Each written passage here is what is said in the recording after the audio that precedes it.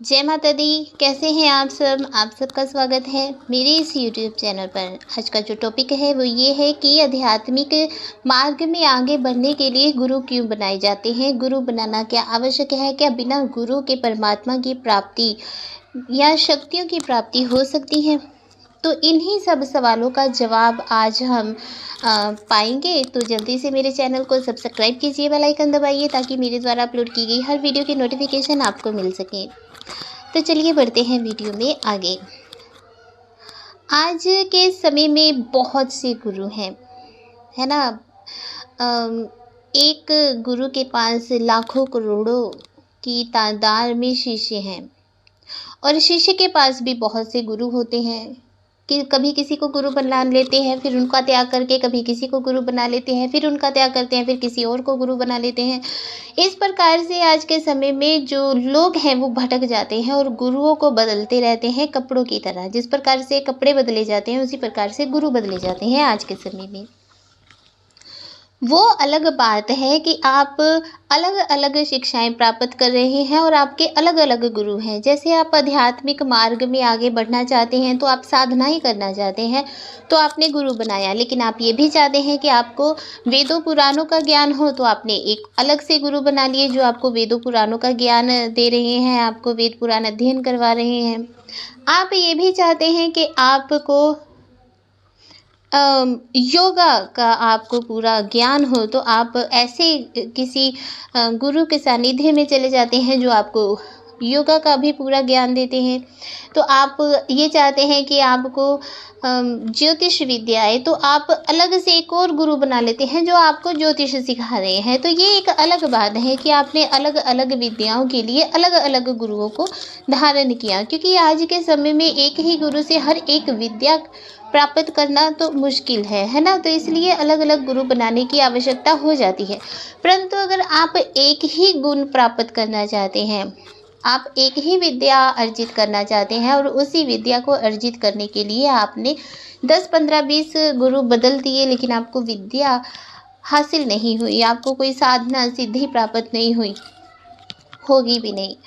वो उसका कारण क्या है कि जब आप एक ही दिशा में बढ़ते हुए आपको कई रास्ते दिखाई देते हैं और जब आप अलग अलग रास्तों पर जाने की सोचते हैं तो आप कहीं ना कहीं मार्ग भटक जाते हैं। उसी प्रकार से आध्यात्मिक जीवन भी होता है। आपने जिसे गुरु बनाया, गुरु से बड़ा गुरु का नाम, ठीक है। अगर मान लो कि आपके गुरु ने आपको किसी वजह से आप उनसे संतुष्ट नहीं हैं, क्योंकि आज के समय में अच्छे गुरु प्राप्त होना तो बहुत ही भाग्य की बात हो गई है। अच्छे गुरु मिलते नहीं हैं, गुरु बहुत से हैं लेकिन अच्छे गुरु, सच्चे गुरु बहुत मुश्किल है ढूंढना। तो आप क्या करते हैं, गुरु बदल लेते हैं, उनका त्याग कर देते हैं और किसी और के पास चले जाते हैं। तो ऐसा आपको नहीं करना चाहिए। अगर आपको लगता है कि आप अपने गुरु से संतुष्ट नहीं हैं, आपका वो मार्गदर्शन नहीं कर रहे हैं, या आप से वो कई गुरु ऐसे हैं जो चिढ़ खाते हैं अपने शिष्यों से कि मेरा शिष्य मुझसे आगे ना बढ़ जाए, क्योंकि ऐसा बहुत से केस मेरे पास आए हैं। तो आपको क्या करना चाहिए, आपको गुरु का त्याग कदापि नहीं करना चाहिए। आप गुरु मंत्र का ही उच्चारण करते रहें, क्योंकि गुरु से बड़ा गुरु का नाम है ना। जिस प्रकार से बोला जाता है राम से बड़ा राम का नाम, तो उसी प्रकार से गुरु का जो नाम होता है वो नाम ही आपको आध्यात्मिक जीवन की चरम सीमा तक, उन्नति तक, इतनी अधिक उन्नति आपको प्राप्त हो जाती है आध्यात्मिक जीवन में जब आप गुरु के द्वारा, गुरुमुख जो होता है, गुरु के मुख से निकले हुए शब्द को गुरु मंत्र बोला जाता है। और जब गुरु मंत्र आपके कानों में पड़ता है तो उसी गुरु मंत्र को लेकर आप आगे चलिए, तो आपके आध्यात्मिक जीवन में आपकी उन्नति होनी ही निश्चित है, ठीक है। होगी ही होगी आपको आध्यात्मिक उन्नति। तो बिना गुरु के कभी भी आप आध्यात्मिक जीवन में सफलता प्राप्त नहीं कर सकते हो, क्योंकि हम एक तुच्छ मानव हैं, है ना। हमने बहुत से पाप भी किए होंगे, करते भी हैं, जाने अनजाने में हजारों पाप हो जाते हैं। अगर हम घर में झाड़ू ही लगा रहे हैं तो भी हम झाड़ू लगाते समय अनेकों जीव जंतु झाड़ू के नीचे आकर मर जाते हैं, तो वो भी एक पाप है। तो हम तुच्छ प्राणी हैं जो सांस लेते हुए भी अनेक जीवों, जंतुओं, छोटे छोटे कीट पतंगों को अपने अंदर ले जाते हैं, वो भी बेचारे मर जाते हैं। तो हम तुच्छ प्राणी हैं जो जाने अनजाने पाप कर्म कर देते हैं, तो हमारा उद्धार कौन करेगा? हमारा उद्धार तो गुरु ही कर सकते हैं ना, गुरु ही हमें राह दिखा सकते हैं। इन छोटे छोटे पापों से, बड़े बड़े पापों से कैसे मुक्ति प्राप्त हो, है ना, ये कौन बताएगा? गुरु ही बताएगा। भगवान श्री हरि विष्णु ने जब मानव रूप में अवतार लिया था, भगवान श्री रामचंद्र जी के रूप में जब उन्होंने अवतार लिया था, तब भगवान श्री रामचंद्र जी को भी गुरु बनाने पड़े।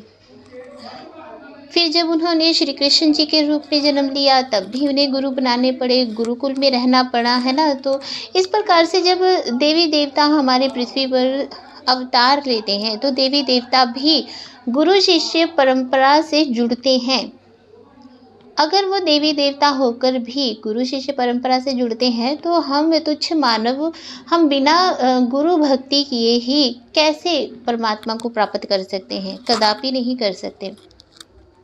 हाँ, हमें ऐसे गुरुओं का त्याग हमेशा कर देना चाहिए जो आपको धर्म से मिलाते नहीं हैं, जो आपको धर्म के बारे में कुछ बताते नहीं हैं, या जो गुरु होते हैं वो बोलते हैं देवी देवताओं की पूजा नहीं करनी है, उनकी मूर्तियों को आप ले जाकर विसर्जित कर दीजिए, उनकी तस्वीरों को विसर्जित कर दीजिए, आप केवल हमारी तस्वीर को लगाइए, हमारी तस्वीर की पूजा अर्चना कीजिए, हमारी तस्वीर के सामने बैठकर आप मंत्र उच्चारण कीजिए। ऐसे गुरुओं का त्याग कर देना चाहिए जो आपको परमात्मा से ही दूर कर रहे हैं, क्योंकि जो गुरु होते हैं वो आत्मा को परमात्मा से मिलाने के लिए एक नाव का कार्य करती हैं।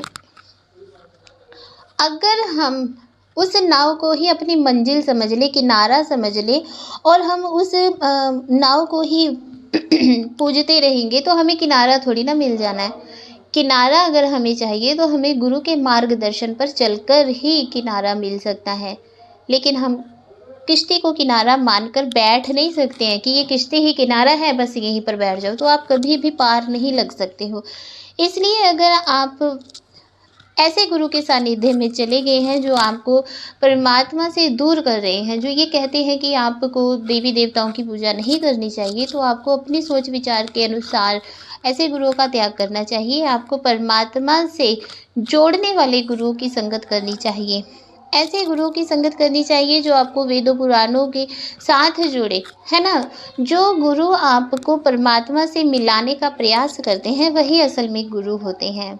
ठीक है, आपसे कुछ त्रुटियां हो जाएं, कुछ कमियां रह जाएं, लेकिन आपके गुरु आपको समझाकर आपकी कमियों को दूर करने का अगर प्रयास करते हैं, फिर आपको चाहे गुरु भगवान प्राप्त हो या ना हो, लेकिन आपको गुरु अच्छे प्राप्त हो गए तो ये भी सौभाग्य की बात है, क्योंकि अच्छे गुरु आज के समय में मिलना तो नामुमकिन सा ही हो गया है, क्योंकि अच्छे गुरु मिलते ही नहीं हैं। अगर आप चाहते हैं कि आपकी आत्मा परमात्मा के साक्षात दर्शन करे, तो गुरु के सानिध्य में तो जाना ही पड़ेगा, है ना। तो गुरु की संगत में बैठकर ही आप भगवान के बारे में जान सकते हैं। अगर आप YouTube से वीडियोस देखकर पूजा अर्चना कर रहे हैं, YouTube से वीडियोस देखकर आप साधनाएं कर रहे हैं, तो कभी भी उसमें कोई भी गलती हो जाए तो आप कभी भी उसमें सफल नहीं हो सकते हैं। तो गुरु के मार्गदर्शन बहुत ज़रूरी है आध्यात्मिक जीवन में अगर आगे बढ़ना है। तो ये था आज का टॉपिक। आशा करती हूँ कि आपको अच्छा लगा होगा। तो इसी प्रकार से बने रहिए आपके अपने चैनल के साथ। जय माता दी। खुश रहिए, खुशहाल रहिए।